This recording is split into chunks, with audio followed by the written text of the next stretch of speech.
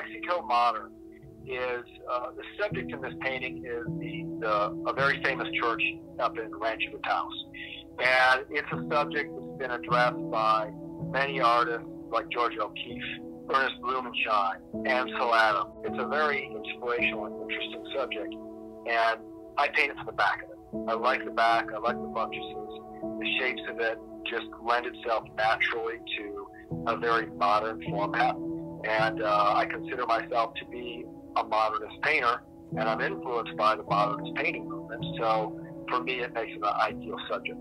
What I like to do with a lot of my work, and this is one of these situations, is that I take the church itself out of its setting, which is kind of surrounded by old buildings and a parking lot and stuff like that, and recreate it in what I consider to be like the ideal location, surrounded by the mountains of northern New Mexico and the cottonwoods and Chamisa and the amazing blue of the sky and the turbulent clouds and the mountains and everything else that I love to see about New Mexico.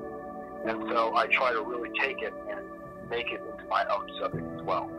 It was something that I didn't really want to approach for a long time because it had been done so often, but when I finally did, I then had a complete understanding of why so many people have painted this subject, because it's a wonderful subject.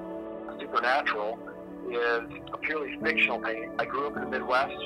I lived in Ohio for 12 years. I had a lot of tornadoes there. It is a fascinating weather event. It's a subject that I really started to work with about 12 years ago.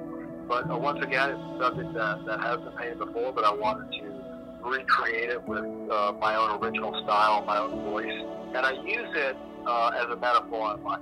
To me, it represents change, and we're always going through some sort of change, whether it's good or bad. It's a reflection of that. And I really try to use it in an optimistic sense, because for many people, a tornado has been and can be a devastating event. So I try not to glorify it. Instead, I want to create it with a sense of optimism. The tornado is, in general, always in the distance. It has a blue sky behind it as backdrop, which I like to call the window of optimism. So even though that there's this turbulence going on now, there's always kind of that light at the end of the tunnel.